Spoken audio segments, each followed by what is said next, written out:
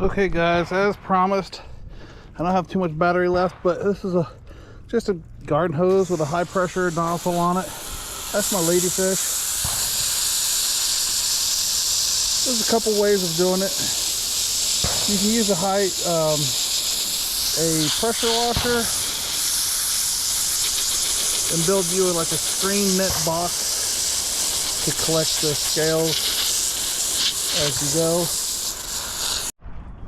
Okay guys, after you've got all the scales off, take your, just like you're gonna fillet the normal, or just like you're gonna fillet a fish that you normally catch. You're gonna put that fillet open like that, and this little membrane right here, you want to cut that off. And the reason for that is later on the spoon part, you'll see. But you want to get that membrane off. Do that to both sides. Alright guys, so we've already done one of these fillets. I'm just going to go ahead and take the rest of it out. See, the bones is going to stick to the skin. So all I'm doing is just taking the spoon, and I prefer the one with a point on it. Every now and then you get like a little bone in there, one or two here and there, but it'll stand out if it's in there. So there's nothing in that one. Go ahead and do that again. So I go in one direction, right? And then just, that's all the meat. All that meat comes right out of there. So now we're gonna do this one. All right, just like that.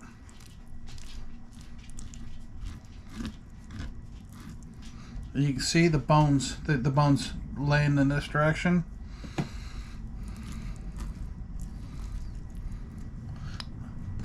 They stick to the skin. Just rub that out of there. Just kind of peel them open a little bit like that. Go down the bottom. That's it. And then we'll go back in this direction. And that's it. You get a lot of meat out of the ladyfish. So after you scraped all the meat, take your favorite seasoning, whatever that may be. There's whatever your favorites. You can use whatever you want, really. This is pretty much my go-to. Lowry's garlic salt. I usually put that on all my fish. But like I said, use whatever you want. Xana Reds has got a good one too. So you're just gonna season that up. Maybe a little bit of black pepper. We're just gonna put just a small dash of water in there. Now what that water does, we're gonna mix this up really well. What that water does is it gets into the meat and mixed in with the meat, and as you cook it, it creates little pockets of air, and the aroma, it smells so good, and it just the texture's a lot better, tastes a lot better. So there you have it. Now your mix is all mixed up really well. Olive oil.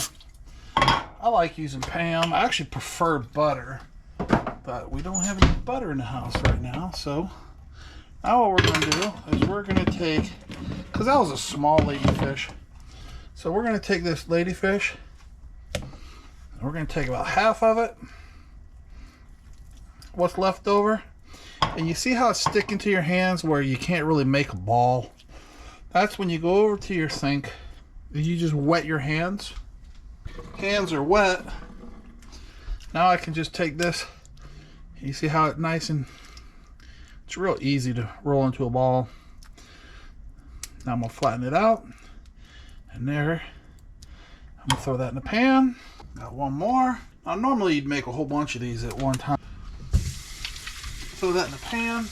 We're gonna cook that on a medium heat. All right, now once you've cooked, when you see the white part about halfway through the thickness of the patty, that's when you know it's time to flip it. This is fish, so you don't want to overcook it.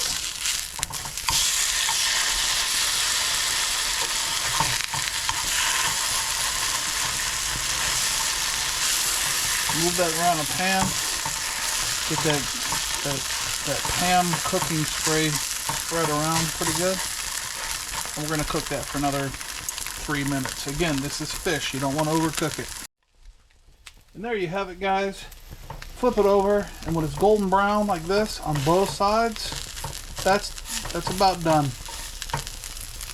And these are delicious.